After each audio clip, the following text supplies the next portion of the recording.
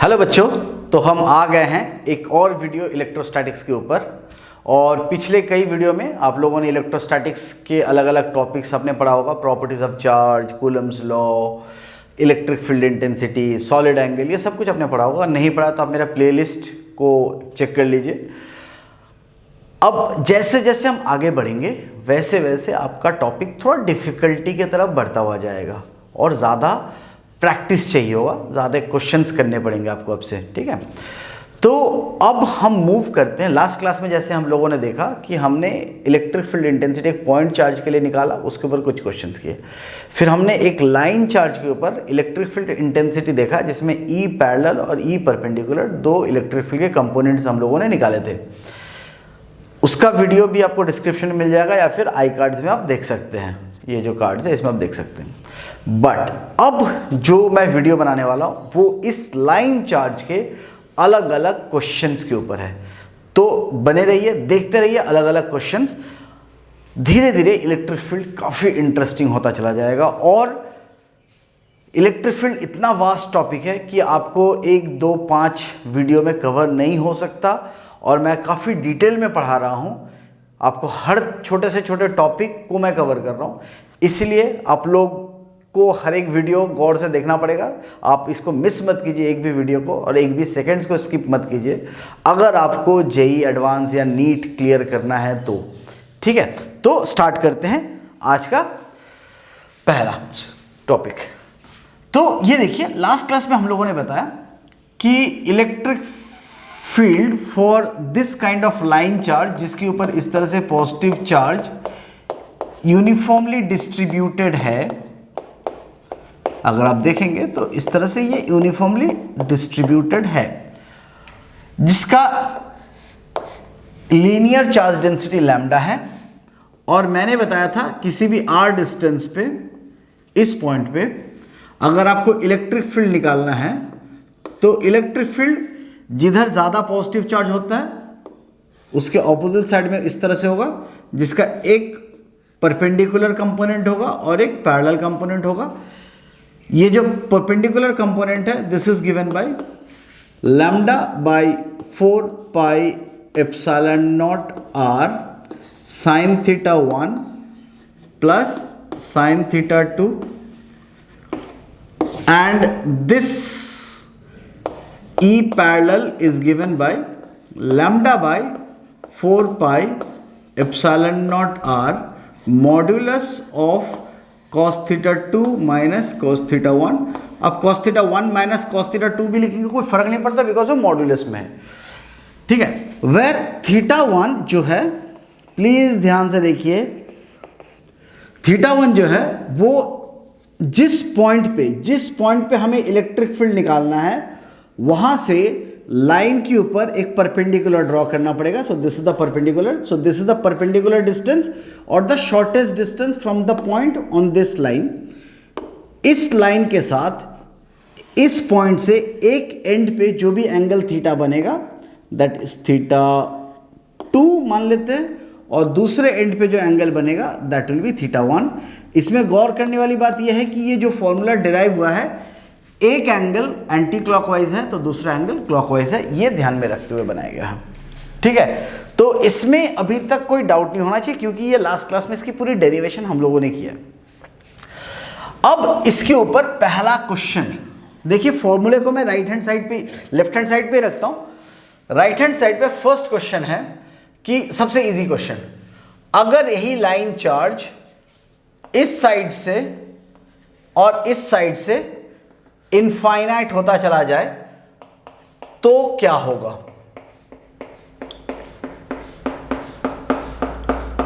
r distance पे निकालना है और ये इनफाइनाइट पे, दोनों साइड से इनफाइनाइट लेंथ है, तो इलेक्ट्रिक फील्ड इंटेंसिटी क्या होगी if the linear charge density is lambda और वैक्यूम में रखा हुआ है। तो बहुत सिंपल सा क्वेश्चन है। देखिए, मुझे इस पॉइंट की इलेक्ट्रिक फील्ड निकालनी है, ठीक है। तो मुझे वो पॉइंट को कनेक्ट करना पड़ेगा जहां पे ये एंड हो रहा है। क्या ये एंड यहां पे हो रहा है? नहीं। क्या ये एंड यहां पे हो रहा है? नहीं। क्या ये यहां एंड हो रहा है? नहीं। क्या ये यहां एंड हो रहा है? नहीं। ऐसे करते करते अगर आप चले जाएंगे तो देखेंगे कि ये इनफाइनाइट पे जाके मीट करेगा, और इनफाइनाइट पे जाके तभी चीजें मीट करती है जब वो पैरेलल लाइंस होती हैं। तो अगर ये लाइन और ये लाइन पैरेलल हो गई तो इसका मतलब है this angle becomes 90 degree. Similarly दूसरे साइड से भी वो इनफाइनाइट है, तो इस साइड को भी अगर हम कनेक्ट करेंगे इन्फिनिटी पे तो इस साइड से भी वो एंगल 90 डिग्री आएगा। इसका मतलब है उसका जो θ1 एंड θ2 है दोनों ही 90 है। फिर से देखिए, इस पॉइंट से मुझे इस इनफाइनाइट लाइन के लिए इलेक्ट्रिक फील्ड निकालनी है, तो सबसे पहले हमने एक परपेंडिकुलर लाइन ड्रॉ किया। जब वो परपेंडिकुलर लाइन ड्रॉ हो गया, अब हम इस पॉइंट से उसके एक एंड को कनेक्ट करना है, बट मेरा एंड यहां पे नहीं मीट कर सकता, यहां नहीं मीट कर सकता, यहां नहीं, कहां मीट करेगा, बहुत दूर कहीं। तो अगर बहुत दूर ले जाएंगे तो ये देखिएगा कि ये ऐसे पैरेलल सा होता हुआ चला जाएगा। तो जब ये पैरेलल लाइन बनाएंगे तो दो पैरेलल रेज आपको पता है इन्फिनिटी पे मीट करती हैं। तो अगर ये दोनों पैरेलल रेज इन्फिनिटी पे मीट कर गई तो मतलब वही उसका एंड पॉइंट है। In that case this angle becomes 90 degree. Similarly the other angle is also 90 degree. तो इस केस में क्या होगा, E perpendicular is given by lambda by 4 pi epsilon naught r sin 90 degree plus sin 90 degree. ठीक है, sin 90 का value 1, sin 90 का value 1, तो 1 + 1 2 और 4 कट के यहां बचेगा lambda by 2 pi epsilon not are.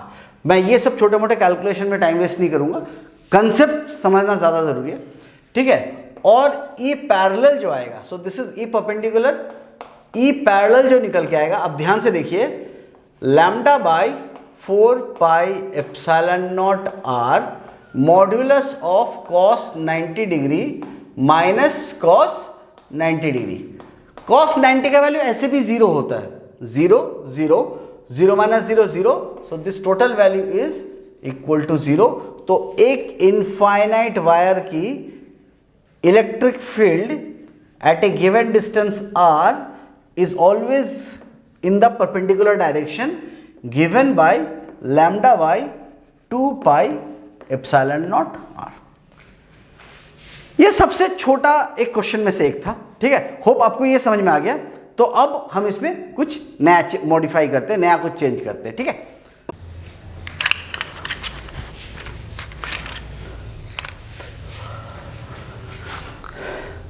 तो अब देखते हैं इसका नेक्स्ट क्वेश्चन। नेक्स्ट क्वेश्चन में क्या है, अगर वो सेमी इनफाइनाइट है, तो सेमी इनफाइनाइट का मतलब है इस साइड से वो इनफाइनाइट है और इस साइड से किसी r डिस्टेंस पे आपको निकालना है, और ये दूसरा एंड पॉइंट है, ये पॉइंट एंड पॉइंट है। ठीक है, और इधर से वो इनफाइनाइट पे चला गया। ठीक है, तो ये रहा आपका परपेंडिकुलर लाइन, ये रहा आपका दूसरा एंड पॉइंट जो इन्फिनिटी पे जाके मैच कर रहा है। This angle is 90 degree, this angle is 90 degree, और इस परपेंडिकुलर लाइन के साथ ये जो एंड पॉइंट है ना, सपोज करो एंड पॉइंट यहां होता तो ये ऐसे कनेक्ट हो रहा होता और ये थीटा बनता, बट ये एंड पॉइंट को अगर हम यहां शिफ्ट करेंगे तो एंड पॉइंट कुछ यहां हो जाता और ये एंगल बनता। बट एंड पॉइंट अगर यहां पे है तो देखो ये एंगल जो है वो 0 डिग्री है, मतलब धीरे धीरे ये एंगल कम होता जा रहा है। और जब एंड पॉइंट और परपेंडिकुलर लाइन अगर दोनों सेम पॉइंट पे हुए तो वो 0 डिग्री एंगल हो जाएगा। तो इसका एक एंगल है 90 डिग्री और एक एंगल है 0 डिग्री। तो this is 0 degree and this angle is 90 degree. ठीक है, अब ध्यान से देखने वाली बात है, एक तो ई परपेंडिकुलर जरूर होगा, electric field which is perpendicular to this line charge, और एक होगा ई पैरेलल। ई पैरेलल किधर को होगा, इधर पे या इधर। अगर ये सारे के सारे पॉजिटिव चार्जेस हैं, अगर ये सारे के सारे पॉजिटिव चार्जेस हैं, तो मैंने बताया था ई पैरेलल जिस साइड पे ज्यादा चार्ज है उसके दूसरे तरफ पे होगा। तो अगर ये पॉजिटिव चार्ज है और ये वो परपेंडिकुलर लाइन है, पॉजिटिव चार्ज होने की वजह से ई पैरेलल इस साइड पे होगा, इस साइड पे नहीं। अगर ये नेगेटिव चार्ज होता तो इलेक्ट्रिक फील्ड पैरेलल इस डायरेक्शन में होता और ई परपेंडिकुलर पुलिंग फोर्स हो जाती। ठीक है, तो अभी ई पैरेलल आपका इस डायरेक्शन में है। अब आपको फॉर्मूला लगाना है, देखिए कैसे लगाएंगे। तो lambda by 4 pi epsilon not r sine 90 plus sine 0, sine of 90 degree plus sine of 0 degree. Sine 0 का वैल्यू 0, साइन 90 का वैल्यू 1, तो ई परपेंडिकुलर आ गया lambda by 4 pi epsilon not r. ये आंसर है इसका, मतलब ये परपेंडिकुलर कंपोनेंट का आंसर है। पैरेलल का क्या होगा?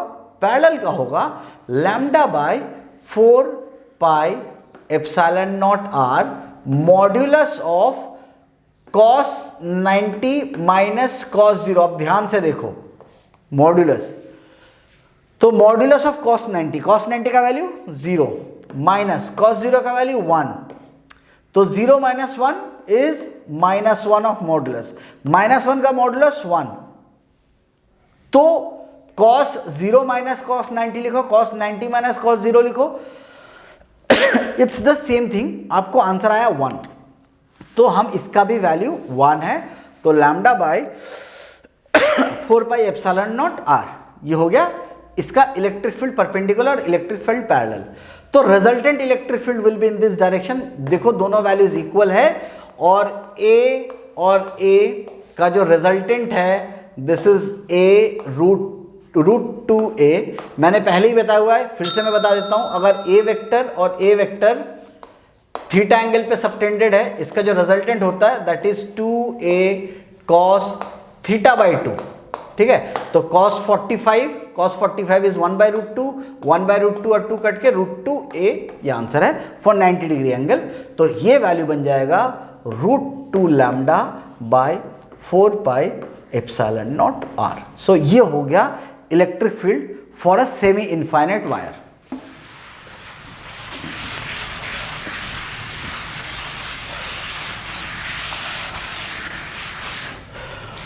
लेट्स सपोज करो आपके पास एक वायर है जो इस तरीके से है, पॉजिटिव चार्ज, और मैंने कहा कि कुछ इस तरीके से है। ठीक है, this distance is 2r, this complete distance, and this distance is r। तो बताओ अगर इसका लीनियर चार्ज डेंसिटी लैम्डा है तो what is my electric field here? ये भी एक छोटा सा क्वेश्चन है। ठीक है, और ये बहुत सिंपल क्वेश्चन है, एक बार आपको बस वो दोनों फॉर्मूले याद करने हैं, उन दोनों के फॉर्मूले के बेसिस पे आप कोई भी क्वेश्चन सॉल्व कर सकते हो। अगर मैंने इस एंड पॉइंट को कनेक्ट कर दिया r और ये मिड पॉइंट है r, तो r और r तो आइसोसेलेस ट्रायंगल है, ये 45 डिग्रीज हो जाएगा। सिमिलरली इस साइड को कनेक्ट करेंगे तो ये भी 45 डिग्रीज हो जाएगा। आपको ई पैरेलल और ई परपेंडिकुलर निकालना है। आपको देख के समझ में आ गया दोनों तरफ सिमेट्री है, एग्जैक्टली इक्वल डिस्ट्रीब्यूशन है, तो इधर और इधर का कंपोनेंट कैंसिल आउट होकर के 0 बचेगा। वैसे भी E parallel cos 45 minus cos 45 0, तो ई पैरेलल तो 0 है।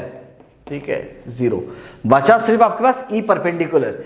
ई परपेंडिकुलर का वैल्यू है lambda by 4 pi epsilon not r sine 45 plus sine 45। Sine 45 1 by root 2, मैं लिख देता हूं sine 45 plus sine 45, 1 by root 2 plus 1 by root 2 that is 2 by root 2, cut के आ गया root 2। So E perpendicular in this case is root 2 lambda by 4 pi epsilon not r. Simple, इतना ही simple होता है इसके क्वेश्चन सॉल्व करना। अगर आपको ई पैरेलल और ई परपेंडिकुलर का वैल्यू सही से पता है तो उसके फॉर्मूले को आपको याद रखना है। ठीक है, और देखिए कि इसी के बेसिस पे कितने सारे चार्ज कॉम्बिनेशंस पॉसिबल हैं। ठीक है, किसी ने आपको कहा कि ये एक चार्ज्ड वायर है और ये एक चार्ज्ड वायर है। ठीक है, इसका भी लेंथ 2r है, इसका भी लेंथ 2r है, और ये हो गया इसके ऊपर charge lambda linear charge density की वजह से।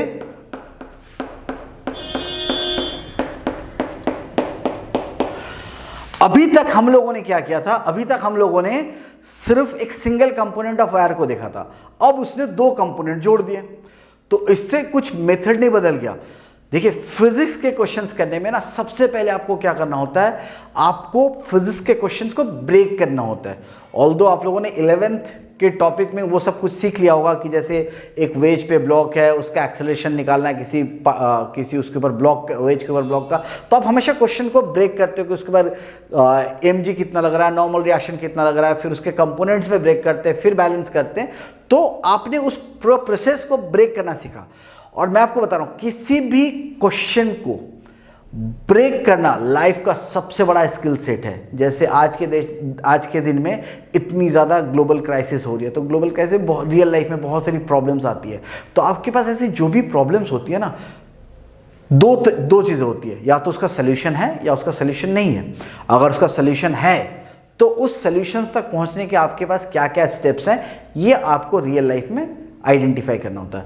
और अगर कोई सोल्यूशन नहीं है तो आपका कुछ कर नहीं सकते, आपको उसके बारे में टेंशन नहीं लेनी चाहिए। इसलिए वो सारे प्रॉब्लम्स जिनके सोल्यूशन हैं, हमें उनके सोल्यूशंस पे फोकस करना चाहिए, और उन सोल्यूशंस को फोकस करते हुए उसके हर एक स्टेप से हम फाइनल गोल तक कैसे पहुंच सकते हैं वो हमें निकालना है। तो जैसे ये मेरे पास एक क्वेश्चन है, और क्वेश्चन है कि इसका जो सेंटर होगा, मतलब इसका मिड पॉइंट और इसके मिड पॉइंट को कनेक्ट करने वाला, मुझे इसकी इलेक्ट्रिक फील्ड निकालनी है इस पॉइंट की। तो हमें पता है कि हमने इसका निकाला हुआ है, तो इसके लिए हमेशा एक ई परपेंडिकुलर बनता है। पहला प्रॉब्लम सॉल्व। फिर ये दूसरा लाइन है, ब्रेक कर लिया, ये भी सिमेट्रिकल है, तो इसके लिए भी एक परपेंडिकुलर कंपोनेंट निकलता है। इसका पैरेलल कंपोनेंट 0 होता है, इसका भी पैरेलल कंपोनेंट 0 होता है। मतलब आप ऐसे समझिए कि ये लाइन चार्ज है, अभी 2 मिनट पहले जो हमने किया था, तो इसके पास सिर्फ परपेंडिकुलर कंपोनेंट होती है, और दूसरा चार्ज कुछ इस तरह से था, इसका भी सिर्फ परपेंडिकुलर कंपोनेंट होगा। इन दोनों को मैंने एक ही डायग्राम में रिप्रेजेंट कर दिया, तो ई परपेंडिकुलर इधर और ई परपेंडिकुलर इधर कर लिया।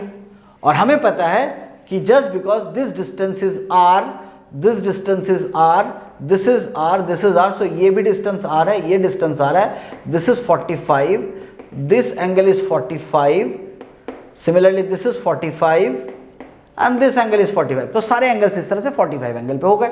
तो आपका ई परपेंडिकुलर कितना हो गया? ई परपेंडिकुलर 2 मिनट पहले हम लोगों ने निकाला था, sin 45 plus sin 45, 1/√2 plus 1/√2, that is 2√2।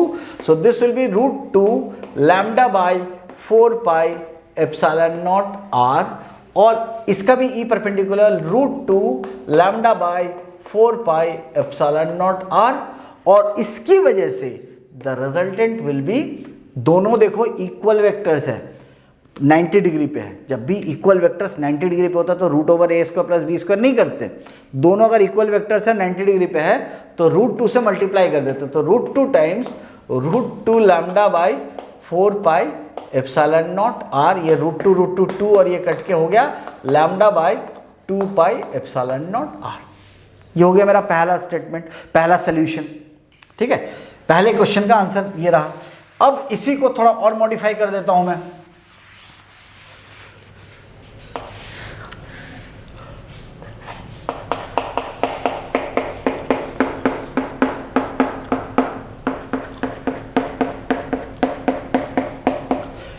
ठीक है, अब मुझे चाहिए क्या कि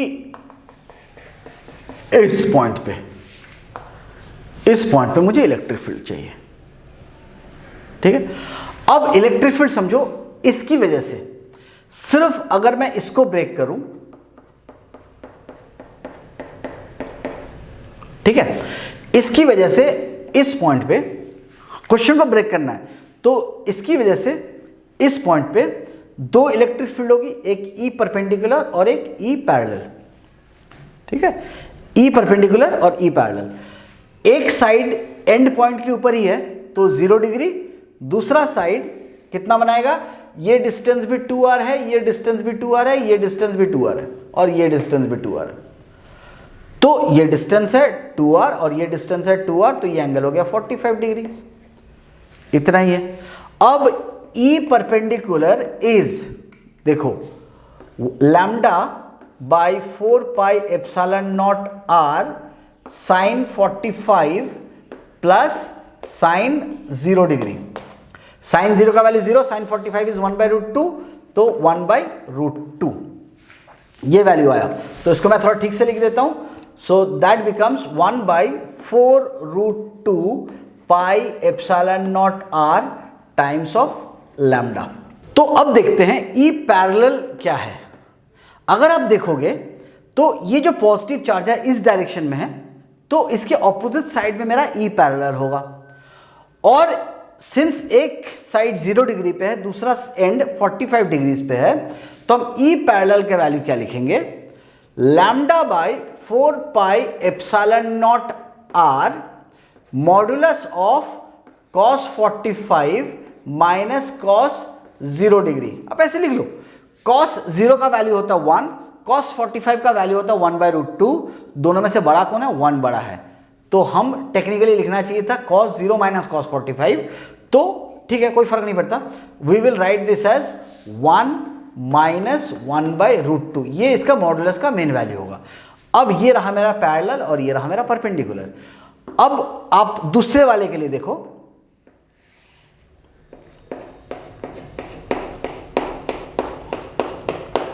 कॉन्फ़िगरेशन एग्जैक्टली सेम है, इस पॉइंट पे निकालना। अच्छा, यहां पे r के जगह पे 2r लिखेंगे क्योंकि distance is given as 2r, distance जो गिवन है वो 2r है, इसलिए मैं 2r लिख रहा हूं, ठीक है।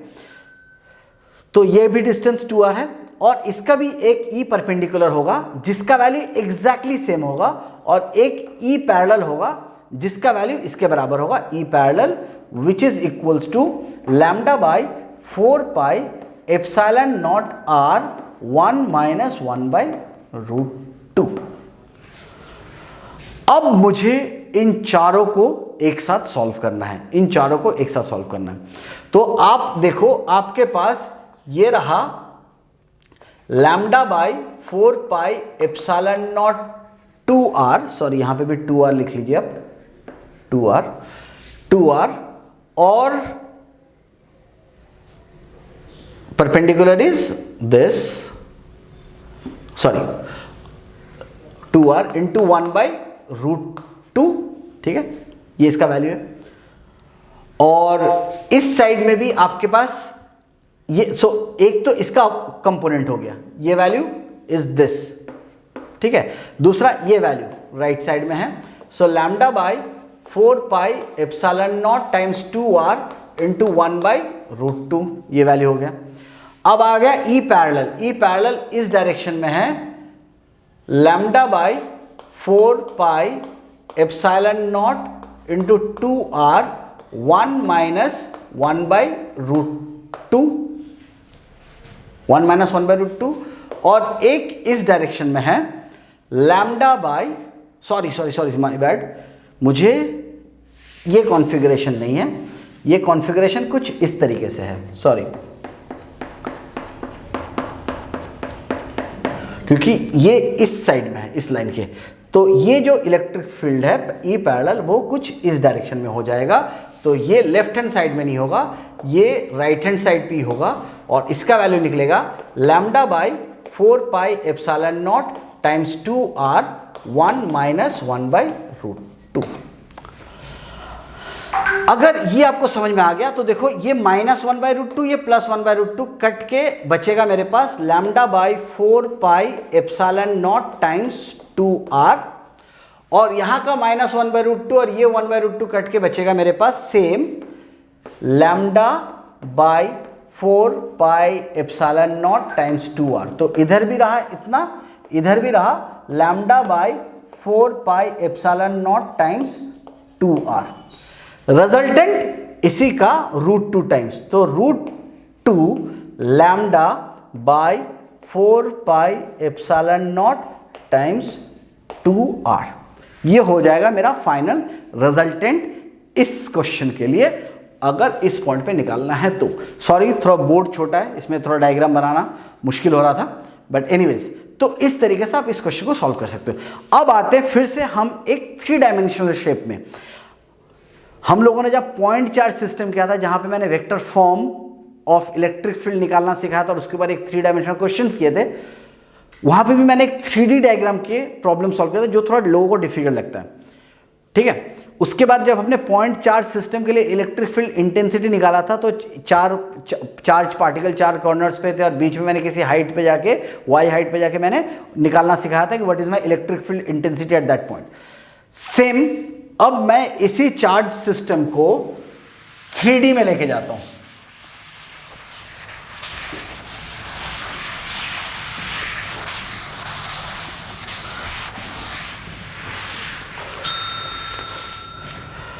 सबसे पहले इजी वाले क्वेश्चन से स्टार्ट करते हैं। एक आपके पास इस तरीके से लाइन चार्ज है, दूसरा लाइन चार्ज है।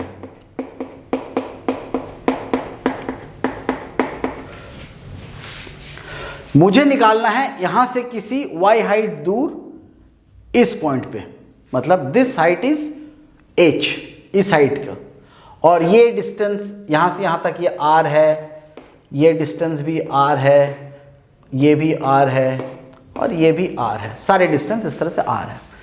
मुझे किसी h हाइट यहां पे बताना है what is my electric field intensity. इसको अगर मैं थोड़ा सा 3D में कन्वर्ट करने की कोशिश करूं तो आप लोगों को शायद समझ में आ जाएगा।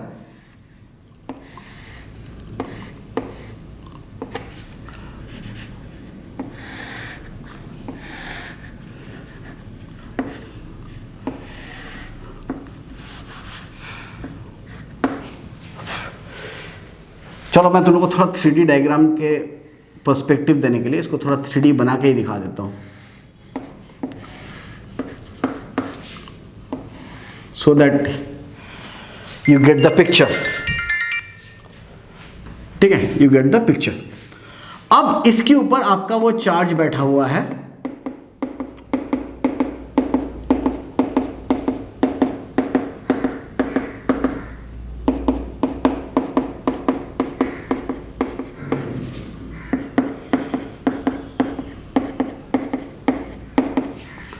ठीक है, लैम्डा चार्ज, लैम्डा चार्ज।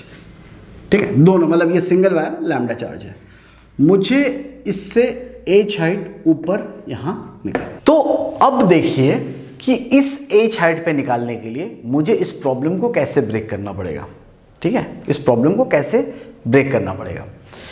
जैसे हमने आपको पहले ही बताया था, अगर ये एक चार्ज वायर है या चार्ज लाइन है, इससे किसी r डिस्टेंस पे अगर हमें इलेक्ट्रिक फील्ड लाइंस निकालनी है तो अगर ये और ये सेंट्रल पे, मतलब एकदम मिड पॉइंट के थ्रू पास हो रहा है, सो दैट इधर से भी 45 डिग्री, इधर से भी 45 डिग्री, तो पैरेलल कंपोनेंट कैंसिल आउट हो जाता है। अभी कुछ देर पहले हम लोगों ने देखा परपेंडिकुलर कंपोनेंट रहेगा। परपेंडिकुलर कंपोनेंट कितना होगा, lambda by 4 pi epsilon naught r sine 45 plus sine 45, 1 by root 2 plus 1 by root 2, 2 by root 2, 2 by root 2 काट के हो जाएगा रूट 2। तो E perpendicular becomes root 2 lambda by 4 pi epsilon naught r। Simple, इतना ही था ना। तो अगर मैं इस लाइन के लिए बात करूं, सिर्फ इस लाइन के लिए, तो आप ऐसा समझिए कि इसका एक प्लेन होगा, इस प्लेन पे आप देखिए ऐसा प्लेन, ठीक है, ये एक प्लेन है। इस प्लेन पे आपको ये वाली इलेक्ट्रिक फील्ड लाइन इधर बनानी है। वैल्यू होगा सेम, इतना ही वैल्यू होगा। मैं वहां पे वैल्यू नहीं लिखूंगा, वहां पे स्पेस की काफी कमी है। ठीक है, इतना ही वैल्यू है। अगर मैं इस लाइन के लिए बनाता हूं, इस लाइन के लिए, तो इस लाइन के लिए इस प्लेन के पैरेलल में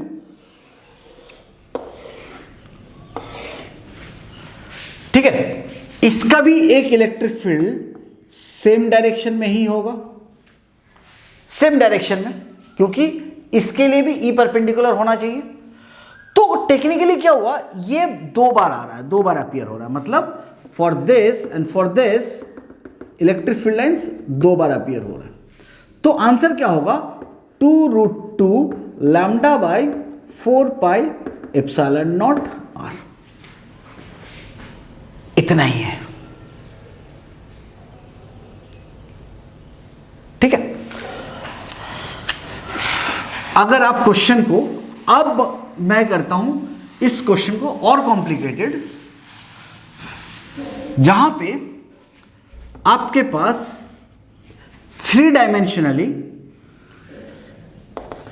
इनफाइनाइट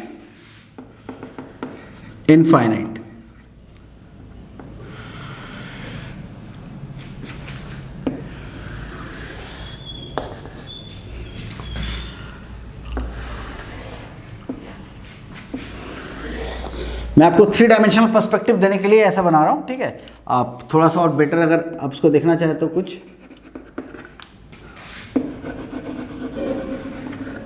समथिंग लाइक दिस, आप ऐसा समझ सकते हैं।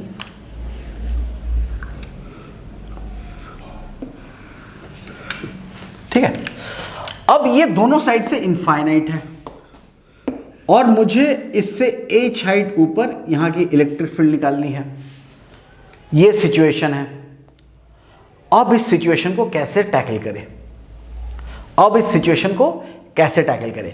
तो आप ऐसे समझिए, अगर ये एक पॉजिटिवली चार्ज्ड वायर है और इससे h हाइट ऊपर, मतलब technically this angle is still 90 degree, this angle is still 90 because 3D shape है, ठीक है। अगर ये एंगल 90 डिग्री है तो एक तो E परपेंडिकुलर होगा और एक E पैरेलल होगा, मतलब इस पॉइंट पे एक E पैरेलल और एक E परपेंडिकुलर, कुछ इस तरीके से निकलेगा। सेमी इनफाइनाइट का मतलब है एक साइड में 0 डिग्री, एक साइड में 90 डिग्री, तो sine 90 plus sine 0, sine 0 0, sine 90 1, तो E परपेंडिकुलर एक साइड के लिए, सिर्फ वन साइड के लिए बनेगा lambda by 4 pi epsilon naught. अगर ये h है तो लिखेंगे h sine 90 plus sine 0 that is 1, और E पैरेलल होगा lambda by 4 pi epsilon naught h sine 90 minus sine 0, modulus होगा तो sine 0 sorry cos 90 minus cos 0, जिसका मॉडुलस लेंगे तो कॉस 0 माइनस कॉस 90 करेंगे, कॉस 0 का वैल्यू 1 तो, और कॉस 90 का वैल्यू 0, तो ये भी हो जाएगा 1, तो आंसर आया ऐसा कुछ एक वायर का, ठीक है। और आप ऐसे समझिए ये 3 डायमेंशनल शेप है तो कुछ ऐसे 3D, E parallel is lambda by 4 pi epsilon naught h। Wow, इसकी वजह से इस डायरेक्शन में आएगा E parallel, same value E parallel का, E parallel is lambda by 4 pi epsilon naught h, और इसका परपेंडिकुलर कंपोनेंट इस डायरेक्शन में होगा सेम वैल्यू, तो मल्टीप्लाइड बाई 2। अब मुझे इन तीनों वेक्टर्स का रिजल्टेंट चाहिए। ये 3 वेक्टर्स तीनों म्यूचुअली परपेंडिकुलर है। एक वेक्टर रहा lambda by 4 pi epsilon naught h, दूसरा वेक्टर है lambda by 4 pi epsilon naught h, और तीसरा वेक्टर कुछ इसके ऊपर परपेंडिकुलर है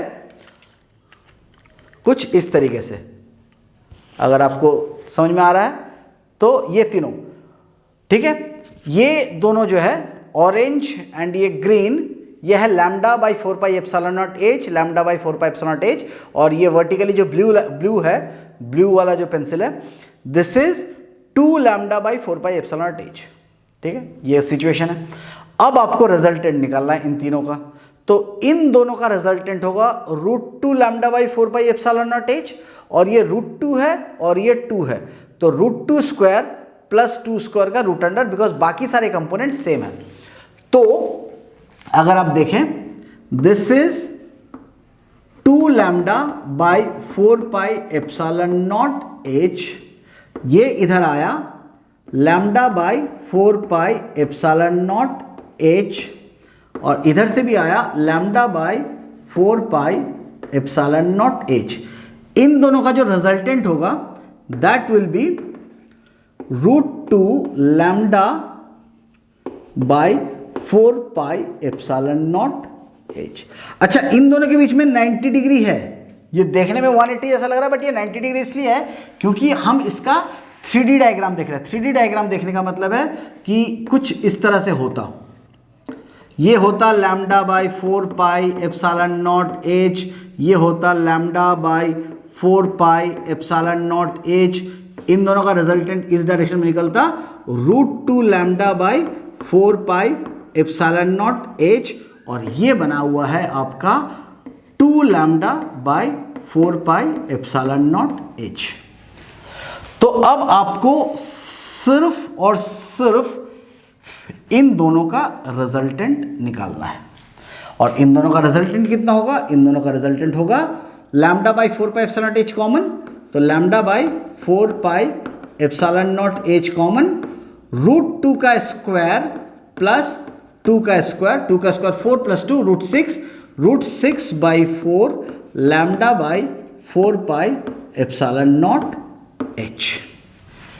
इस तरीके से हम इस सेमी इनफाइनाइट 3D स्ट्रक्चर का किसी h हाइट ऊपर में इलेक्ट्रिक फील्ड इंटेंसिटी कैलकुलेट कर सकते हैं। तो आपने देखा कि ये जितने भी मैंने अभी क्वेश्चंस कराए सारे के सारे लाइन चार्ज के ऊपर क्वेश्चन किया मैंने, ठीक है, लाइन चार्ज के ऊपर क्वेश्चन किया। नेक्स्ट वीडियो में हम देखेंगे कि किसी पार्ट ऑफ रिंग की वजह से, part of ring, complete circle नहीं है, पार्ट ऑफ रिंग की वजह से इलेक्ट्रिक फील्ड इंटेंसिटी इसके सेंटर पे कितना होता है, ठीक है। आपको लाइन चार्ज के लिए सिर्फ इन दोनों फॉर्मूले को अगर आप याद रखोगे तो सारे क्वेश्चंस आपको बन जाते हैं, चाहे वो 3D हो चाहे वो 2 डायमेंशनल अरेंजमेंट हो, ठीक है। मोस्टली आपसे 2 डायमेंशनल अरेंजमेंट्स ही ज्यादा पूछते हैं। इसके बाद जब हम ये रिंग करेंगे तो रिंग प्लस लाइन का कॉम्बिनेशंस भी देखेंगे, ठीक है। तो आज के लिए यहीं तक, ठीक है। नेक्स्ट वीडियो में हम जरूर करेंगे ये पार्ट ऑफ ए रिंग का। सो आज के लिए इतना ही। नेक्स्ट वीडियो में हम देखेंगे इस रिंग की वजह से इलेक्ट्रिक फील्ड और कुछ और क्वेश्चंस, ठीक है। तो आप वीडियो को देखते रहिए और इस चैनल पे आप लाइक और कमेंट कीजिए। अगर आपके कोई भी डाउट है, कोई भी क्वेश्चन है, आप प्लीज़ कमेंट्स में पूछिए। मैं हर क्वेश्चन को बहुत स्लो पेस में पढ़ा रहा हूँ, चाहो तो ये क्वेश्चंस काफ़ी तेज़ी से पढ़ाए जा सकते हैं, बट मैं स्लो पेस में इसलिए पढ़ा रहा हूँ सो दैट आप लोग एक एक एसेंस जो है फिजिक्स का, एक एक जो वैल्यू है वो आपको सही से मिल पाए, ठीक है। मैं इससे पहले भी बता चुका हूँ, इसको फिर से मैं रिपीट कर रहा हूँ, ये चैनल उन लोगों के लिए, उन बच्चों के लिए है जो शायद किसी कोचिंग इंस्टीट्यूट नहीं जा पाते हैं या फिर स्कूल में उसको सही नॉलेज नहीं मिल पा रहा है। तो प्लीज़ आप लोग इसको पढ़िए और अपने दोस्तों का शेयर कीजिए। और एक छोटा सा टिप्स या ट्रिक्स कह लीजिए आपको मैं बताना चाहता हूँ। लाइफ में अगर आपको फिज़िक्स सीखना है, जानना है, तो जो भी चीज़ आप सीखते हो वो किसी और को पढ़ाओ। आप खुद से पढ़ा के देखो कि वो बंदे को आप कितना अच्छे से समझा पा रहे हो। अगर आप किसी बच्चे को या किसी अपने फ्रेंड को अच्छे से समझा सकते हो, दैट मीन्स आपके खुद के कंसेप्ट्स क्लियर है। अगर आप नहीं समझा पा रहे हो तो उसको समझाने के लिए जो एफर्ट लगाते हो उससे आपका कंसेप्ट क्लियर हो जाता है। तो कोशिश कीजिए कि आप उसको किसी भी तरह समझा दें, ठीक है। तो यहीं पे मैं अपना वीडियो एंड करता हूँ। नेक्स्ट वीडियो में हम देखेंगे आगे के टॉपिक्स। Thank you.